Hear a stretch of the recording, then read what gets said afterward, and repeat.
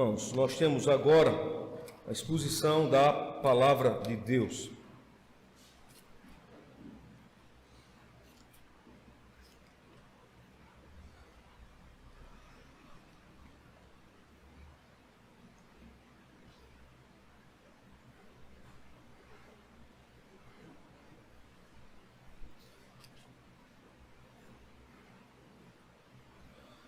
Interessante, irmãos, o texto bíblico que nós temos aqui, ele pode ser dividido de forma um tanto até quanto fácil, apenas por uma palavra, que aparece 4 vezes aqui no texto.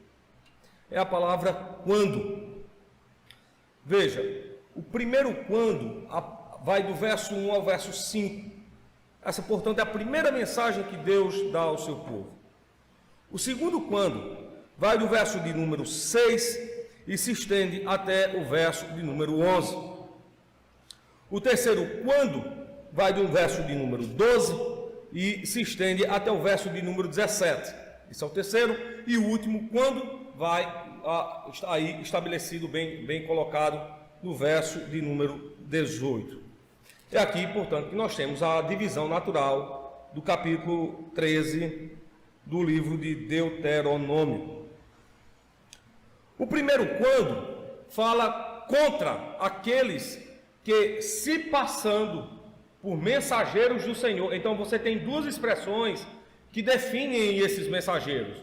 O texto canônico diz profetas e depois sonhador. Você tem de um lado um profeta e você tem aquele que também era chamado de sonhador. Era assim, por exemplo, que lá no livro de Samuel eram definidos aqueles que pronunciavam o nome de Deus.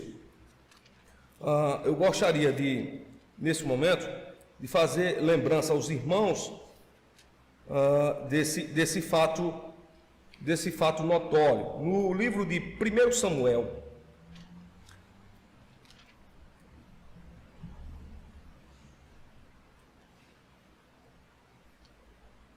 Samuel, capítulo 5,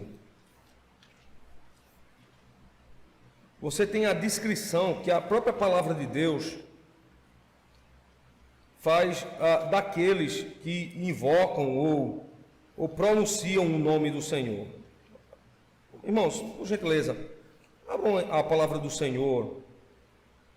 Abram a palavra do Senhor em 1 Samuel, capítulo de número 5. Observem que aqui no texto bíblico nós temos uma descrição daqueles que invocam o nome do Senhor.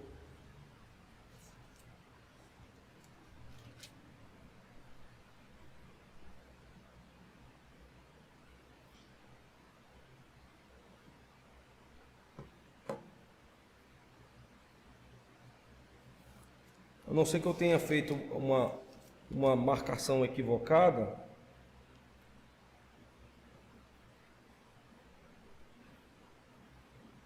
mas Samuel chama aqueles que invocam. Aliás, irmão, 1 Samuel capítulo 9, verso 9. 1 Samuel 9, 9. Desculpe, eu tinha feito de fato uma marcação equivocada. Diz assim, 1 Samuel 9,9 diz assim: antigamente em Israel, indo alguém consultar a Deus, dizia assim: vinde e vamos ao vidente. Porque o profeta de hoje, antigamente se chamava vidente. Vidente é aquele que tem sonhos. Então veja só, lá no livro de Deuteronômio, a descrição é de que a palavra que é usada para aquele que pronuncia algum adágio vindo da parte do Senhor, então ele era chamado ali de sonhador. Os filhos de Israel chamavam esse homem de vidente. Então veja, lá na lei, aquele que era conhecido como vidente é semelhante àquele que no período profético era chamado de profeta. Cabe ao profeta ser um representante de Deus perante o povo. Veja, a função do profeta é um tanto quanto inversa à função do sacerdote. O sacerdote é um representante do povo perante Deus. O profeta é um representante de Deus perante o povo. Então veja, aqui o texto bíblico vai dizer assim: quando o profeta ou o sonhador, ou seja, alguém que é chamado para, sobre o povo, invocar o nome de Deus, agora vai ter uma regra específica sobre ele. Quando ele cometer pecado, veja como o texto bíblico de Deuteronômio vai definir para nós o pecado deste profeta sonhador, desse vidente. Quando o profeta ou sonhador de sonhos se levantar no meio de ti e te der um sinal ou prodígio, e suceder o tal sinal ou prodígio de que te houver falado, dizendo: vamos após outros deuses que não conhecestes e sirvamo-los, eis a regra: não ouvirás as palavras daquele profeta ou sonhador de sonhos, quando o Senhor vosso Deus vos prova, para saber se amais o Senhor vosso Deus com todo o vosso coração e com toda a vossa alma. Então veja, algo aqui, uma lei estabelecida por Deus, de que o falso profeta, o pregador, o mensageiro, ele não deveria ser ouvido quando ele incitasse o povo a uma rebelião contra Deus, ou um ato de idolatria. Aqui, na perspectiva da lei, a idolatria necessariamente é um ato de rebelião, porque o homem está voltando-se contra Deus em detrimento de um falso pregador. Quando o pregador ensinar alguma coisa que não procede da parte de Deus, esse pregador ele não deveria ser, portanto, ouvido, ele não deveria ser escutado, ainda que pronunciasse o nome de Deus. Então nós podemos dizer que não é de Deus aquele que necessariamente fala do nome de Deus. Nem todo aquele que invoca o nome de Deus pode ser, portanto, conhecido como pertencente ao Senhor. Cristo nos fez uma advertência seríssima quanto a isso, nos dizendo: nem todo aquele que diz Senhor, Senhor. Então veja, há uma invocação aqui do nome de Deus. No entanto, a invocação do nome de Deus está sendo feita de maneira equivocada. Bom, além disso, de não ser escutado, havia também uma penalidade para esse mensageiro, para esse profeta, para esse sonhador. Obviamente, ele incitou a rebelião no meio do povo de Deus. Agora, Deus estabelece perante o povo uma regra para ele, para ser aplicada a ele. O verso 4 diz assim: após o Senhor vosso Deus andareis, e a ele, ao Senhor vosso Deus, temereis, e os seus mandamentos guardareis, e a sua voz ouvireis, e a ele servireis, e a ele vos achegareis. Ou seja, o profeta é completamente colocado de lado, em isolamento.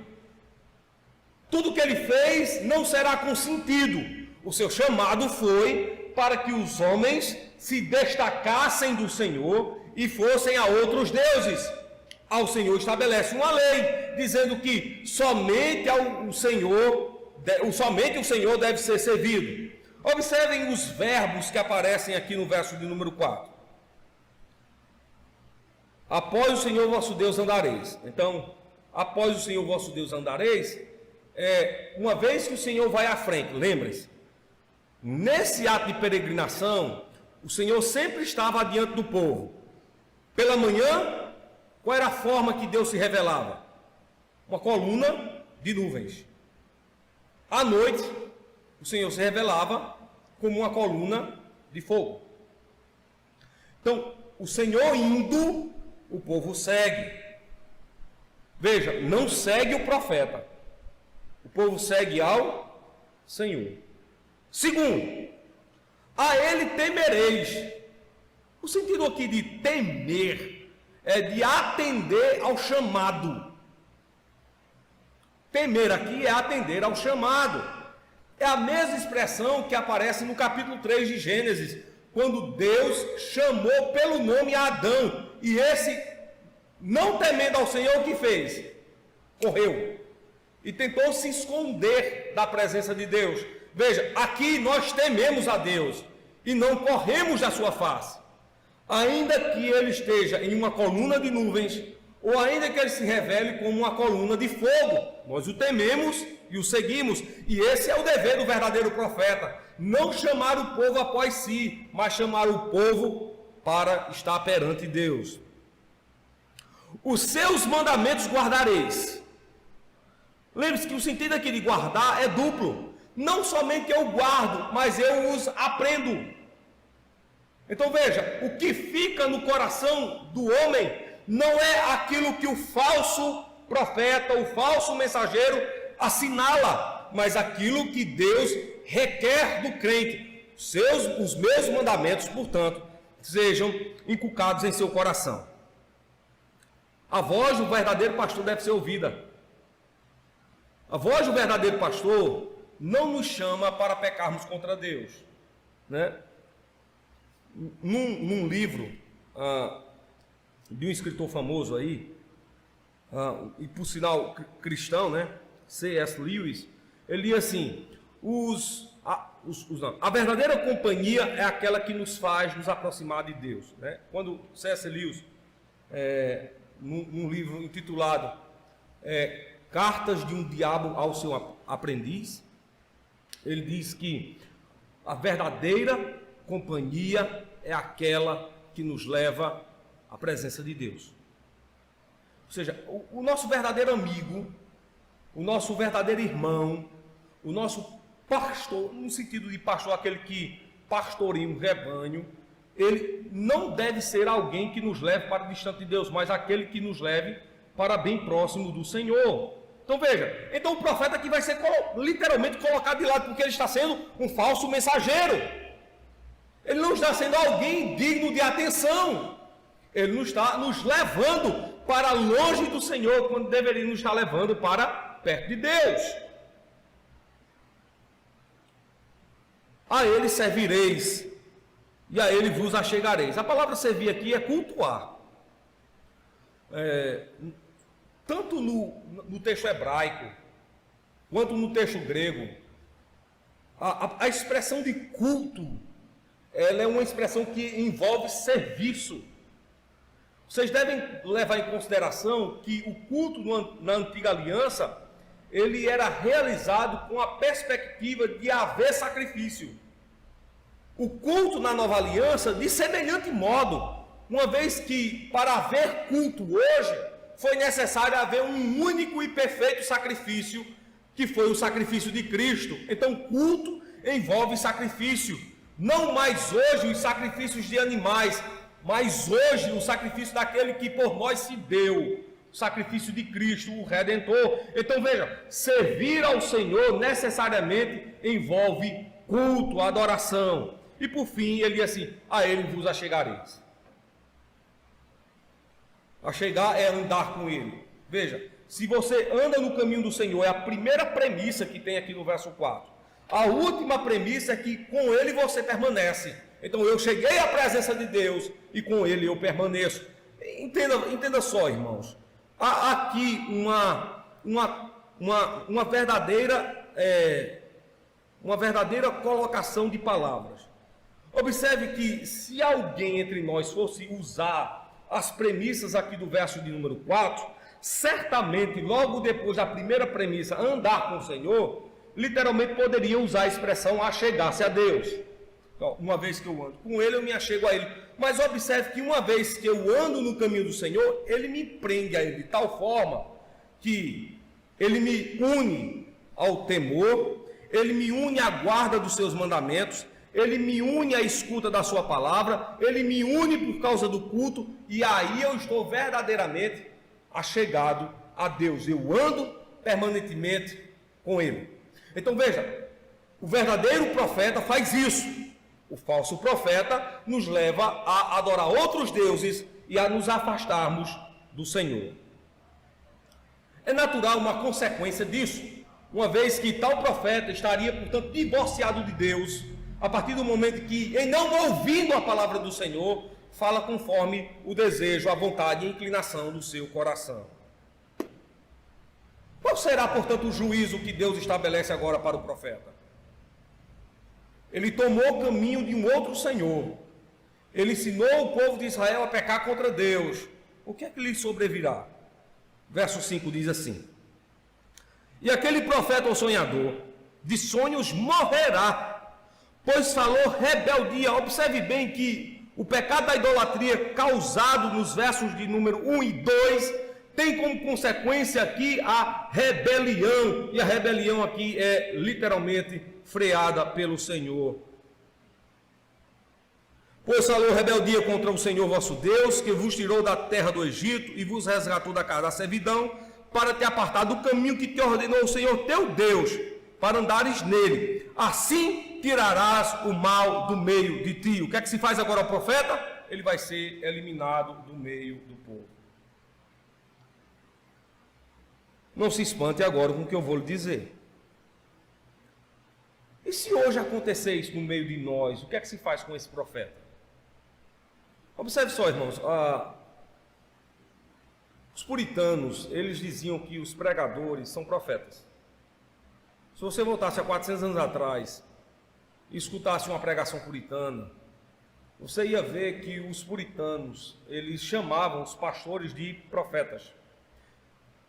Os primeiros seminários que surgem, literalmente são chamados de casa de profetas.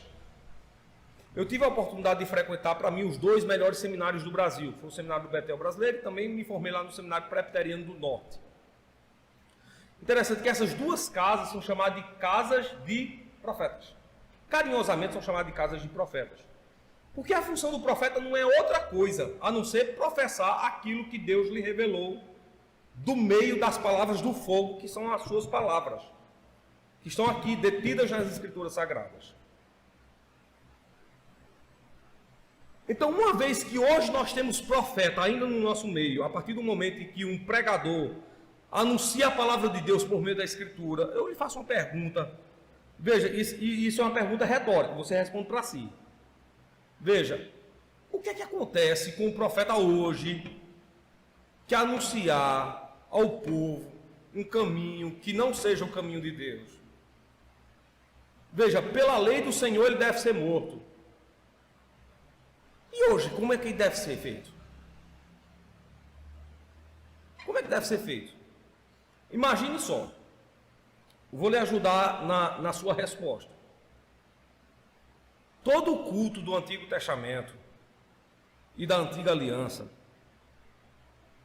tornaram-se os fundamentos do culto da Nova Aliança. Significa dizer que aqueles elementos que nós víamos no culto da Antiga Aliança, nós o vemos ainda hoje nos cultos da Nova Aliança. Se isso é verdadeiro, significa dizer que tudo aquilo que ocorria na Antiga Aliança também ocorre na Nova Aliança. E algo mais contundente, na Antiga Aliança, o serviço para o culto era celebrado no derramamento de sangue de animais. O culto da Nova Aliança ele é celebrado por causa do derramamento do sangue de Cristo. Significa dizer que ele é ainda mais aperfeiçoado do que os cultos da Antiga Aliança. Toda a ordem da Antiga Aliança, agora, na Nova Aliança, ela é mais aperfeiçoada. Então ela vigora. Sabe o que eu estou querendo dizer para você? Que se um profeta do nosso meio ensina alguma coisa que não é por meio da palavra de Deus ou contra a palavra de Deus, incitando o povo ao pecado, obviamente, à rebelião, o que é que acontece a esse profeta?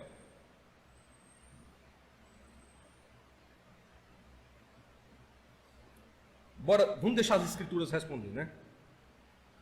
1 Coríntios capítulo 5. Vamos observar as palavras que Paulo usa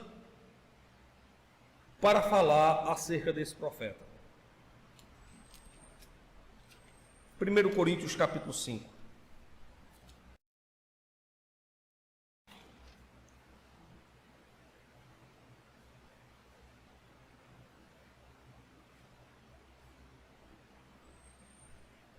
Verso 3 diz assim: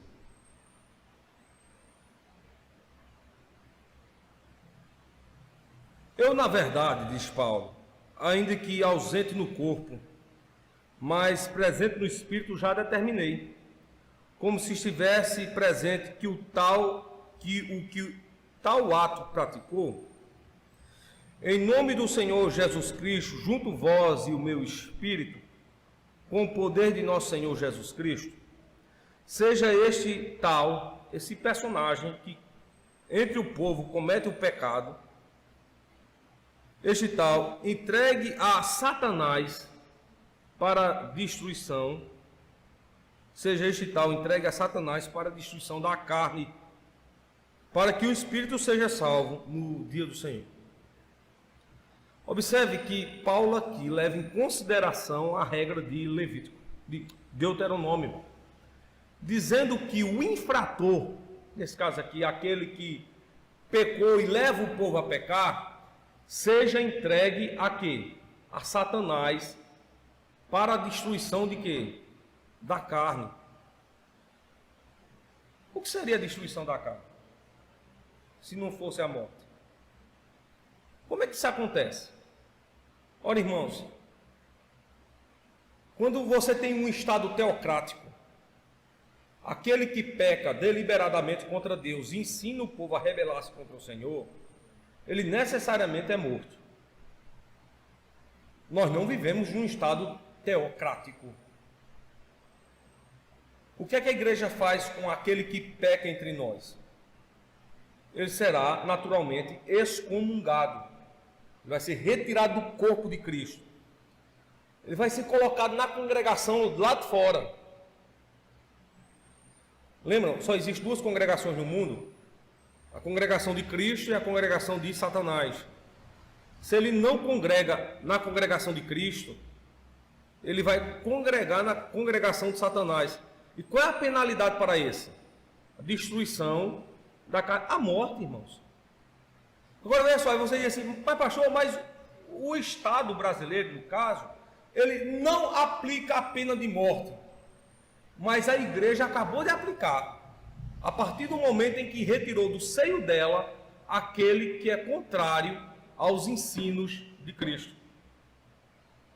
E é ainda pior para ele se não morrer. Você já imaginou que alguém que é retirado da igreja de Cristo é colocado no mundo e não morrendo, a quem ele está servindo, a quem ele presta culto, a quem ele adora, ainda que esteja nos seus lábios pronunciando o nome do Senhor? Ele está sendo entregue a quem? Deliberadamente a Satanás. Porque ele está a esse serviço, a esse dispor. A esse serviço e a esse dispor. Então esse aí foi o primeiro quando. Agora observe só o segundo quando. Verso de número 6 ao verso de número 11. A palavra do Senhor diz assim: quando te citar teu irmão, filho da tua mãe, ou teu filho, ou tua filha, ou a mulher do teu seio, ou teu amigo, que te é como a tua alma, dizendo-te em segredo: vamos e sirvamos a outros deuses, que não conhecesse nem tu nem teus pais, dentre os deuses dos povos que estão em redor de vós, perto ou longe de ti, desde uma extremidade da terra até a outra extremidade. O que é que se faz a esse? Não consentirás com ele, nem o ouvirás, nem o teu olho o poupará, nem terás piedade dele, nem o esconderás. Observe só aqui que o relato do segundo quando agora atenta não somente ao mensageiro, ao profeta, ao sonhador, ao vidente, mas vai atentar aqui para quem? Para que alguém entre o povo, e ainda que sendo seu parente, te chamar para invocar um outro Deus, o que é que deve ser feito? Ele não deve ser atendido, e nem com ele deve ser usado de misericórdia ou piedade. O sentido do texto aqui, irmãos, é que esse homem, ele está em pecado, ele é deliberadamente contra as ordens do Senhor, então ele não deve ser ouvido. A congregação de Cristo, veja, deve agir não com um sentido voltado para o pecador que se levanta em desobediência contra o Senhor, ainda que isso lhe cause comoção ao coração. Mas a congregação de Cristo deve verter-se os seus olhos para aquele que ama a Deus, para aquele que ama a Deus, para aquele que teme ao Senhor. Veja, quando você atende o pedido daquele que está desviado, veja, você se mostra como um rebelde contra Deus. Alguém certa vez me disse: pastor, por que o senhor, conhecendo fulano ou cicrano, não convida para um culto, seja na sua igreja, seja em outro local? É um único motivo. Que o crente fazendo isso, necessariamente ele se torna rebelde contra o Senhor. É um ato de rebelião. Veja, um pecador que está distante da casa de Deus, ele não necessariamente deve ser convidado para ir a um culto. O que deve ser dito a ele, ou deve ser alertado a ele, é sobre o pecado que ele anda cometendo, para que ele busque arrependimento, o Senhor o sare a sua ferida, o cure e o restaure. Veja como é que nós fazemos quando vemos um pecador que está distante da casa do Senhor, rebelde contra Deus, rebelando-se contra a palavra e contra a doutrina. Às vezes nós dizemos assim: vá congregar em outro local, vá fazer isso, ou vá... Irmãos, o texto bíblico me ensina que, nesse caso, o exercício da não piedade contra ele, para ele, é o melhor remédio para curar as feridas que há nele. As feridas que há nele. E eu falo isso com conhecimento próprio de caso. Quando você vai tratar alguém que está enfermo e que se rebela contra o remédio, se você fica ali, tipo, paparicando, passando a mão na cabeça, dizendo: meu filho, meu bichinho, meu coitado, aquela pessoa se sentirá de fato como um coitado, como um bichinho, como alguém que está sendo penalizado, como o injustiçado. Mas quando você volta as costas a ele, ele vai cair em si e saber da gravidade do pecado que ele cometeu. Rapidamente, ele bota o rabinho entre as pernas, vai começar a lhe procurar os irmãos, e vai dizer: o que é que eu tenho feito para que vocês estejam assim? O sentido de pecado começará a vigorar nele, a tal ponto que ele não terá um outro desejo a não ser arrepender-se e buscar a Deus. Buscar a Deus. Veja, o Senhor agora estabelece como o infrator ele deve ser tratado. Ele ouviu uma palavra de um falso mensageiro, deixou-se contaminar com aquela falsa mensagem. E veja, irmãos, se o Senhor não usar de misericórdia para com ele, trazendo-lhe ao coração arrependimento, e logo após o arrependimento uma busca incessante do próprio Senhor, de maneira nenhuma, atente só, de maneira nenhuma ele estará sendo abençoado. E não pense que é você que fará isso. Indo ao encontro, ao socorro, a única coisa que nós devemos dizer a pecadores é aquela mensagem pregada por João Batista, anunciada por Pedro lá em Atos: arrependei-vos, arrependei-vos. Não é bichinho, coitado, o pobre. Irmão, quando fazemos isso, nós estamos indo de encontro à palavra do Senhor, e isso é gravíssimo. Que juízo espera aqueles que não se arrependem contra Deus? Verso 9 ao verso 11, diz assim: mas certamente o matarás, a tua mão será a primeira contra ele, para o matar, e depois a mão de todo o povo.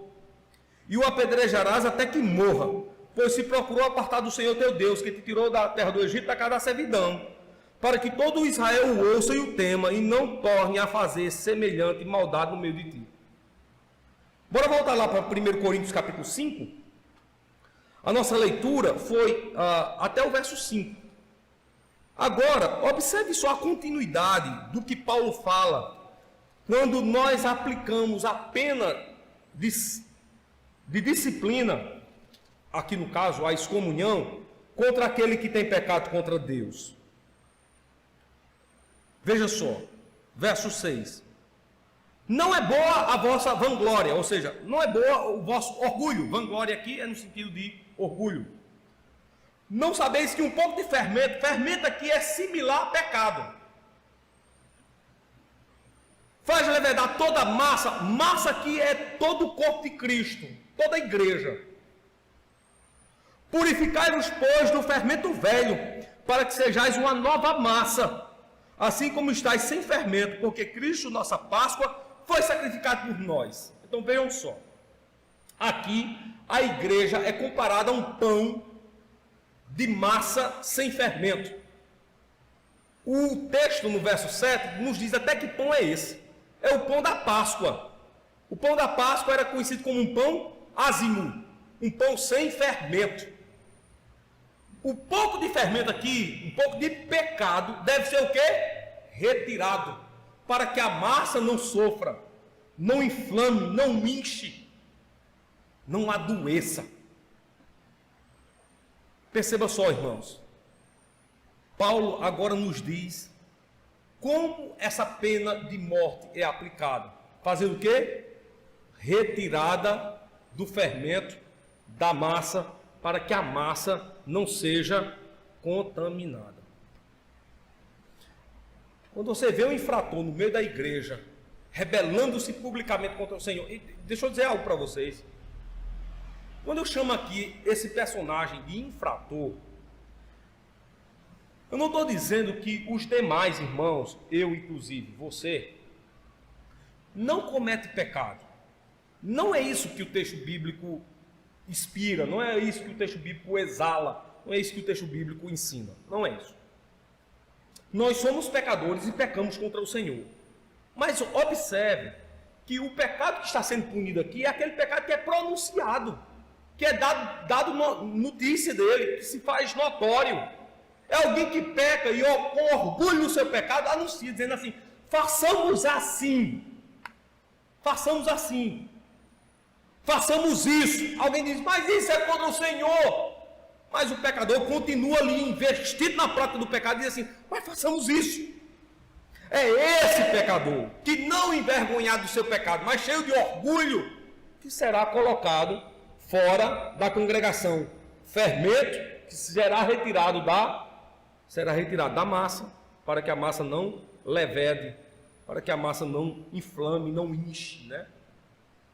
Quem trabalha com massa e pão sabe do que é que eu estou falando. Quando você não usa fermento na produção, seja de um bolo, seja de um pão, seja do que seja, quando é feito com massa de trigo. Vejamos agora o terceiro quando. Verso de número 12 em diante, irmãos.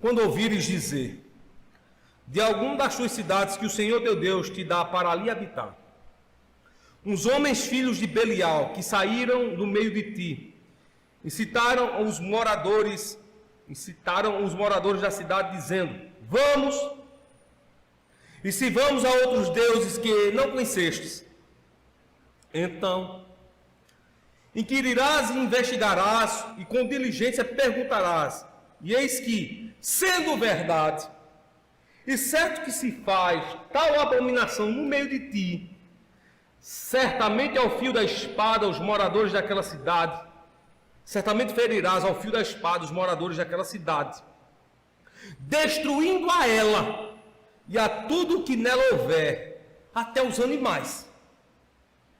E ajuntarás todo o seu despojo no meio da sua praça, e a cidade e todo o seu despojo queimarás totalmente para o Senhor teu Deus, e será montão perpétuo, nunca mais se edificará, ou nunca mais se estabelecerá a cidade, aquela cidade. Também não se pegará a tua mão nada do anátema, aqui a palavra anátema é nada do maldito, para que o Senhor se aparte do ardor da sua ira, e te faça misericórdia e tenha piedade de ti e te multiplique como jurou a teus pais. Terceiro quando aqui, né? O Senhor agora diz assim: e se um povo de uma cidade cometer pecado, o que se faz? Veja só as consequências. Você tem o pregador que vai ser punido. Você tem o seu próximo que vai ser punido. E agora você tem o quê? Uma cidade inteira que vai ser punida. Qual é o primeiro exemplo que você encontra nas escrituras sobre isso? Lembram de duas cidades impenitentes? O nome de Sodoma e Gomorra. Deus anunciou a Abraão que iria destruir aquelas cidades. Abraão orou ao Senhor e começou: Senhor, e se lá houver 50 justos? Destruirá a cidade mesmo assim? O Senhor disse assim: não. Que vê, Abraão estava pensando em quem? Em Ló e sua família. Esse era o pensamento de Abraão. No seu sobrinho e na sua família. Aí começou a oração. E se houver 50 justos? O Senhor vai destruir? Deus disse: por amor aos 50, vou poupar. E se lá houverem 40? Por amor aos 40, eu vou poupar. E se houver 30? Por amor aos 30, Deus disse: eu vou poupar. Abraão disse: Senhor, mais uma vez. E se houverem 20? Por amor aos 20, eu vou poupar. Ele disse: Senhor, mais uma vez. E se houverem 10? Só 10. Deus disse: por amor aos 10, eu vou poupar. Quantos justos havia naquela cidade? Nenhum. Se houvesse um justo naquela cidade, Deus não destruiria a cidade. Nem Ló, nem suas filhas, nem sua esposa são justos. Deus ia destruir a cidade. Por amor a Abraão, Deus poupa Ló. Não é porque Ló era justo, mas era por causa da aliança que Deus tinha com Abraão. Abençoarei a ti e a quem? A tua descendência. É por amor a Abraão que Deus poupa Ló. Mas o pecado que era abundante no coração de sua esposa fez com que ela se tornasse tão digna de juízo quanto aqueles que foram destruídos com as cinzas que adivinham dos céus. E ela pereceu. Não havia nenhum justo. Por amor a Abraão. Alguém que diz assim: mas irmãos, eu conheço tanto crente que deveria ser morto. Está na igreja, mas deveria ser morto. Assim, por que Deus não destrói? Por amor a Cristo, Deus poupa muitos crentes. Por amor a Cristo, não é por amor a você não. Fique pensando nisso não. É por isso que quando Paulo vai se referir à igreja de Corinto, ele faz uma pergunta retórica, né? Aonde está a vossa vanglória? Ou seja, aonde está o vosso orgulho? Você não há orgulho nenhum nisso. Veja, Deus destrói uma cidade porque havia se rebelado contra a sua palavra. Aqui, ele começa ferindo o pregador, o profeta, o sonhador, o vidente. Ele fere o pregador, fere o irmão do lado, e se possível for, o que é que ele faz? Destrói uma cidade inteira. Não se espantem, não. Anteriormente, ele havia destruído o mundo inteiro. Lembram das águas colossais do dilúvio? Ele destruiu, foi um mundo quanto mais uma cidade. Se a cidade for achada pecadora, alguém vai dizer assim: mas essa punição foi muito grave, porque até os animais da cidade vão ser punidos, ou foram punidos, né? O que é que fizeram eles? Lembram do culto? Como é que o culto da antiga aliança era feito? Com sacrifício de quê? De animais. Até os animais já tinham sido o quê? Dados para outro Deus. É por isso que eles vão ser destruídos também. Eles não servem mais ao Senhor. Já não são mais objetos de culto. Até os animais foram profanados, então toda a cidade ela deve ser eliminada. E como sinal de que Deus se irou contra o povo, nem a terra do local servirá mais para nada. O texto bíblico diz assim: não se edificará mais nada naquele local. Veja como Deus leva em alta consideração o pecado praticado por aqueles que se dizem seu povo. Deus leva na mais alta consideração, irmãos. Na mais alta consideração. É por isso que os crentes devem a todo custo evitarem o pecado e se rebelarem contra Deus, ensinando doutrinas falsas. Ou incitando divisão no meio do povo do Senhor. É um pecado gravíssimo, irmãos. É um pecado gravíssimo. Semana passada eu tive que pegar no braço de um irmão aqui da nossa igreja e dizer para ele: meu irmão, olha, vamos acabar com isso. Agora mesmo. Pastor fulano fez isso. Ah, como eu estou decepcionado. Eu disse: peraí, me dê sua mão aqui. Está vendo ele ali? Vá lá. Vá lá. Você não tem que estar me dizendo não. Vá lá dizer a ele. Mas o falatório no meio do povo, contra o povo, você está incitando rebelião. Você está incitando uma rebelião, uma divisão. Imagine contra um oficial da igreja, um pastor da igreja, diz assim: olha, o pastor fez isso aqui. Meu irmão, vá até o pastor. Diga para ele: pastor, o senhor pecou, o senhor errou. Mas diga para ele. Mas diga para ele, para você não cair no pecado de rebelião. O irmão, diga para ele, meu irmão. Não é isso que as escrituras sagradas ensinam? Se tem um irmão pecar contra ti, vá até quem? Até ele. Mas não, fica uma conversa de lado, uma conversa de outra parte. O pecado da rebelião está sendo aqui punido da forma mais dura possível. E não pense que isso mudou hoje, irmãos. Não pense que isso mudou hoje. É punido da mesma forma. Se não mais com o derramamento de sangue, mas alguém sendo entregue à congregação de Satanás. A congregação de Satanás. Alguém pode dizer assim: mas pastor, fulano que me falou isso é meu parente. Observe o verso 8 aí, do capítulo número 13.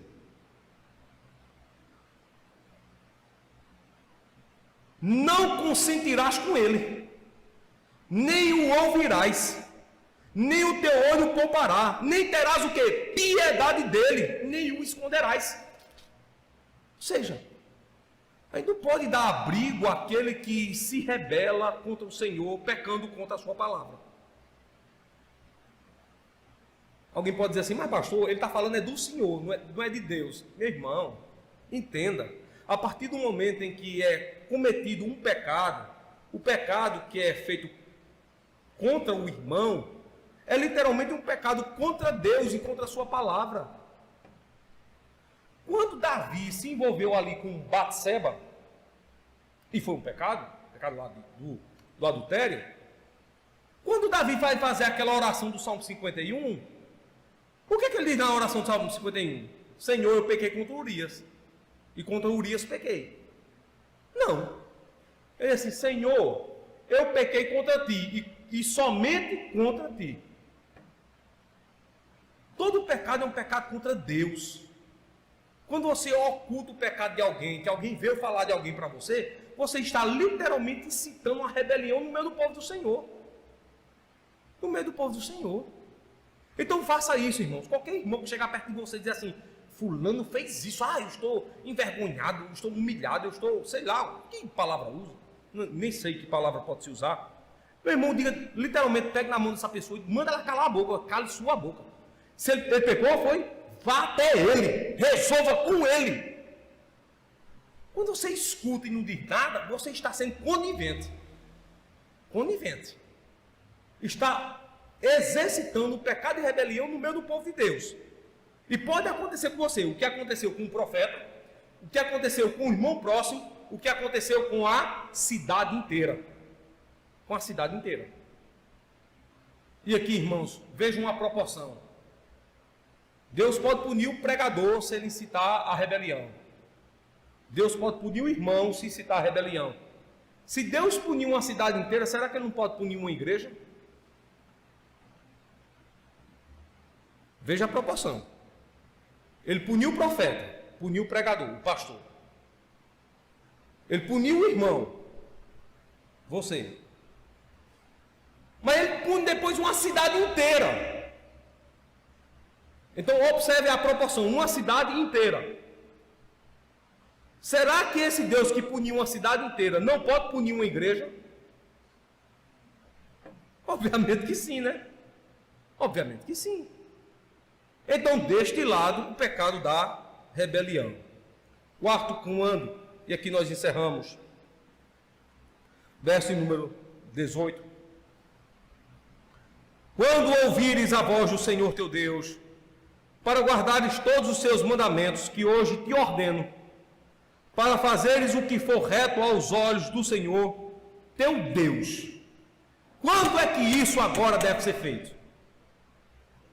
Quando se ouve a voz do Senhor, teu Deus. Ora, se a palavra do Senhor foi exposta a nós, foi lida para nós, foi colocada diante de nós, então a partir do momento em que eu sou informado disso, o que é que eu faço agora, meu irmão?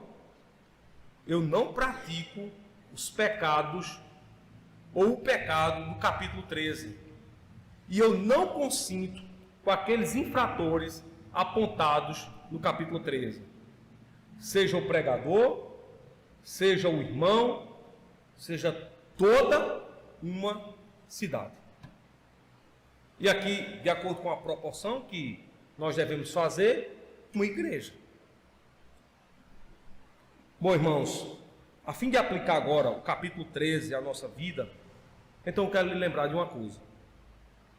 Que, de semelhante modo como a morte foi chegada para aqueles que praticaram esse pecado de rebelião, lembre-se que a morte em nossos dias é aplicada hoje, quando um crente, julgado pela igreja e por Cristo, é colocado para servir na congregação de Satanás. Um crente que se aparta do rebanho, não tem a outra imagem dele. Ele está na congregação de Satanás. Não tem a outra coisa dele. O que é que se faz com esse irmão que está na congregação de Satanás? A única palavra que você pode dizer a ele quando encontrá-lo é: arrependa-se. Arrependa-se do seu pecado. E não se assombre. A maioria daqueles que estão na congregação de Satanás tem o nome de Deus nos lábios. Lembram lá de Mateus capítulo 7? Senhor, Senhor, em teu nome se fez o anúncio da palavra, em teu nome se fez sinais e maravilhas. O que é que se escuta depois? Apartai-vos de mim, vós que praticais a iniquidade, pecado. Pecado. A congregação de Satanás está cheia daqueles que pronunciam com os lábios o nome de Deus. Deus abençoe o seu povo, irmãos, agora e para sempre. Fica de pé.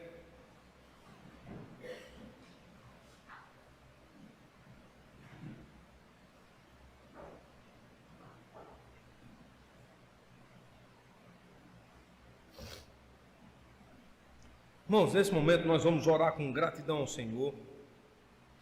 Vamos receber a bênção divina na doxologia.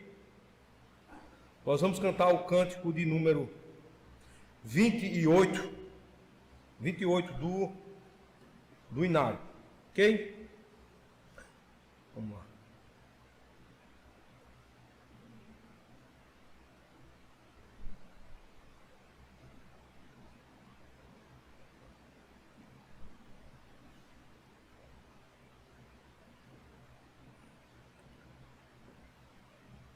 Senhor nosso Deus, nós te agradecemos, porque tua palavra foi anunciada diante de nós, teu povo, aqueles que te buscam. Agora pedimos, Senhor, que, mediados por ti, ensinados por ti, nós possamos, diante de tua justiça e para o louvor de tua glória, viver conforme o Senhor tem nos ensinado. Faz assim, Senhor, faz assim, porque verdadeiramente nós esperamos em ti. Verdadeiramente estamos à tua disposição e ao teu serviço. Põe a tua palavra em nosso coração para que jamais possamos esquecê-la e andar conforme a vontade revelada do Senhor. nós também apelamos a Ti, Senhor, que na noite de hoje o Senhor nos traga para junto do Teu povo, para verdadeiramente Te adorar. Seja no culto em Itabaiana, seja no culto aqui, seja na tarde, seja na noite, o Senhor nos traga para um verdadeiro serviço de adoração a Ti e prestação da glória do Teu nome. Senhor Deus Santo e amado, assim nós Te louvamos e Te agradecemos, agora, para todo sempre, no nome de Jesus.